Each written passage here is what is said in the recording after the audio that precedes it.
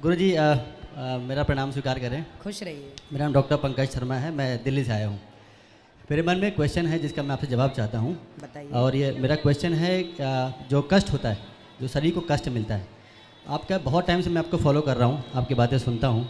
अक्सर आपने बोला है कि जो आपके पाप है या पुण्य है, इन कर्मों का जो स्थानांतरण है, आपके पिछले जन्म का इस जन्म मिलता है, इस जन्म का अगले जन्म मिलता है। मान लीजिए कोई स्त्री है, उसका पति किसी कारण से इस दुनिया में नहीं है, छोड़ के चला गया। उसने अपने पति के लिए करवा चौथ रखे, बहुत त्यौहार रखे, बहुत व्रत रखे, और आज उस दुनिया में वो उसका पति नहीं है।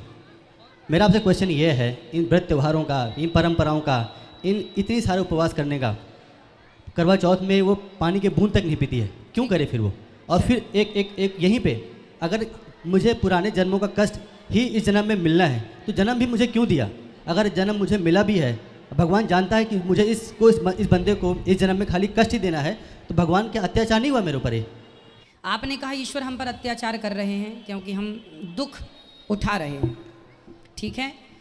देखिए इस प्रश्न नहीं, क्वेश्चन अधूरा हो गया, मुझे लगता आपने सर सुना नहीं। हाँ मैं सुना हूँ। मैं कर्म खराब थे। हाँ। ये जन्म दिया मुझे जी, मुझे कष्ट ही मिलना है तो जन्म क्यों दिया? ठीक है भाई, कष्ट इसलिए भाई, कष्ट जो पाप किए हैं किसी जन्म में, उनको भोगने के लिए जन्म तो देना ही पड़ेगा विधाता को, है ना। तो आप डॉक्टर हैं तो भाई बच्चे को फोड़ा है तो उसका ऑपरेशन तो आपको करना ही पड़ेगा ना, चीरा तो लगाना ही पड़ेगा। अब बच्चा तो इस समय यही कहेगा ये डॉक्टर कितना निर्दयी है, मारना चाहता है। बच्चा रोता है ना, छोटा सा, गालियाँ भी देने लगते हैं, कुछ बच्चे रोते हैं, चिल्लाने लगते हैं, मारने लगते हैं। छोटे छोटे बच्चे तो हाथ उठाते हैं। क्यों? वो सब इसलिए करते हैं क्योंकि उन्हें ये नहीं पता कि चीरा लगाने से बेटा तुम्हें ही लाभ होना है, आराम लगेगा, थोड़ा सब्र रखो। उसी प्रकार जो हमने बुरे कर्म किए थे तो उस बुरे कर्म का परिणाम अब हमें ही भोगना पड़ेगा। तो जब हम किए थे तो हम ही ना भोगेंगे, इसमें ईश्वर का अत्याचार कैसे हो जाएगा? ये तो हमारा ही कमाया था ना, अच्छा या बुरा, जैसी करनी वैसी भरनी। देखो ऐसा है, आपने कहा कि पत्नी करवा चौथ करती है, फिर भी कुछ स्त्रियों के पति गुजर जाते हैं। क्यों? फिर क्यों करवा चौथ किया जाए? कर्मों का ही फल भोगना है, तो फिर ये पूजा पाठ, जप तप, व्रत क्यों? बात सही है, आपकी पकड़ अच्छी है। प्रश्न बहुत साइंटिफिक आपने पूछा है, आज के हिसाब से समझ के पूछा है। ये प्रश्न बहुत लोगों के अंदर उठता है, पर आप जैसे बुद्धिमान लोग ही इस प्रश्न को पकड़ पाते हैं। इस प्रश्न का उत्तर कथा में हमने कई बार देने का प्रयास किया है। बात ऐसी है कि जो आपने पिछले जन्म में किया था, यदि आपके भाग्य में वैधव्य लिखा है तो आपको वैधव्य मिलके रहेगा। जैसे कि माता कौशल्या, राम जी की माता, उनके भाग्य में भी वैधव्य लिखा था, तो राम जी की माता भी विधवा हुई थी या नहीं हुई थी? क्या उन्होंने कोई व्रत? माता कौशल्या तो इस धरती की सबसे बड़ी पतिव्रता नारी हैं, फिर भी विधवा होना पड़ा उनको। तो क्या आप पूजा पाठ कर रहे हैं तो क्या इसलिए कि आपका जीवन साथी कभी ना मरे, आपके परिवार में कोई दुर्घटना कभी ना हो? क्या मैं पूजा करता हूँ तो क्या इसलिए कि मैं सदा अमर रहूँ? ना जी, ये तो मृत्यु लोक है, इसका नाम ही मृत्यु लोक है। जो आया है वो मरने के लिए ही आया है। बट जो आप पूजा पाठ अच्छाई आज कर रहे हैं उसका परिणाम भी मिलेगा। भाई पापों का भी दंड मिलना है, पुण्यों का जो कल किया था वो आज मिलेगा। कल के करनी में ये लिख दिया गया कि तुम विधवा बनोगी या तुम्हारी पत्नी मरेगी, ये कल का दंड तुम्हें आज भोगना पड़ा। आज का जो तुम करवा चौथ रखी हो या रखे हो, व्रत उपवास पूजा तीर्थ व्रत कर रहे हो, इसका जुड़ के आगे आएगा।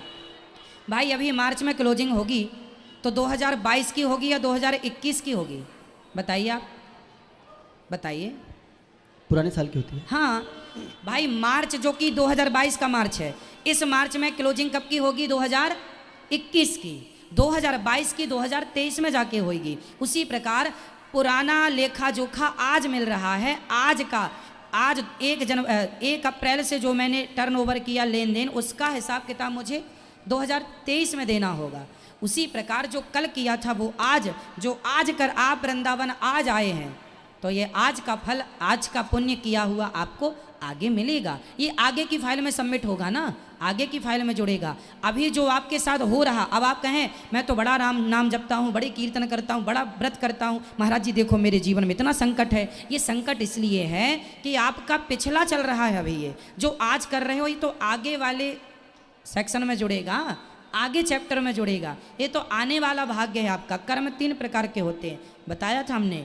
हमारा कर्म होता है क्रियमाण, जो कर रहे हैं, यही किया हुआ संचित बन जाता है। संचित मतलब संग्रह हो गया, अच्छा या बुरा सब संग्रह हो गया। फिर प्रारब्ध, वही आपको आने वाले जन्म में मिल जाएगा। यदि आपका पिछला प्रारब्ध इसी जन्म में खत्म हो गया तो इस जन्म का ही जुड़ना स्टार्ट हो जाएगा। ये सब कर्म।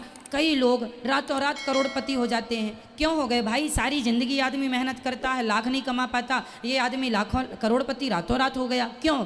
इसके पुराना पाप खत्म हो गया, अब इसके पुण्य जागे हैं, तो पुण्य आएगा तो वही लखपति तो बनेगा।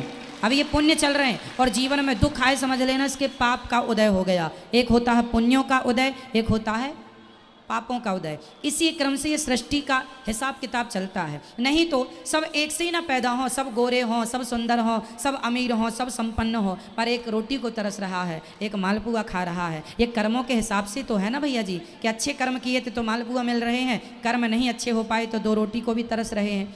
इसलिए ये कर्म पर, ये कर्म भूमि है। सबका भाग्य, सबका हिसाब किताब कर्मों पर टिका है।